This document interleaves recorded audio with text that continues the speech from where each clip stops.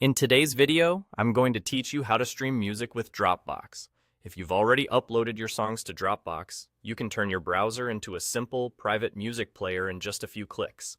I'll walk you through opening your music folder, starting playback, using the built-in controls, and keeping the music going while you work elsewhere, all with clarity so you can follow along confidently. Begin by navigating to the folder where your audio files live.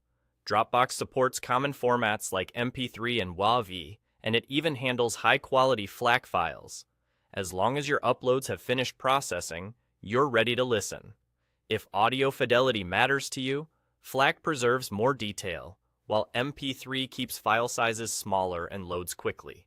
Either way, you don't need any special setup to get started. To play a song, simply click on a track. Dropbox will open a built-in music player right in your browser window. There's nothing to download or install. Playback starts directly from the cloud. You'll see a clean player interface that's easy to understand at a glance, and your music should begin within moments, depending on your internet connection. Along the bottom of the player, you'll find your familiar controls. Use play and pause to start and stop your music. Click the next button to jump to the following track in your folder. The order follows how the folder is arranged, so consistent file names can help albums play in sequence. Adjust the volume slider to fine-tune your listening level in addition to your device's own volume controls. And if you want to skip ahead, drag the progress bar to move to a specific point in the song, perfect for jumping straight to a favorite chorus or outro. Here's a helpful convenience.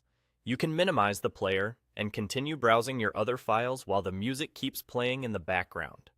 Whether you're organizing documents or working in a spreadsheet, including Google Sheets, your soundtrack continues uninterrupted.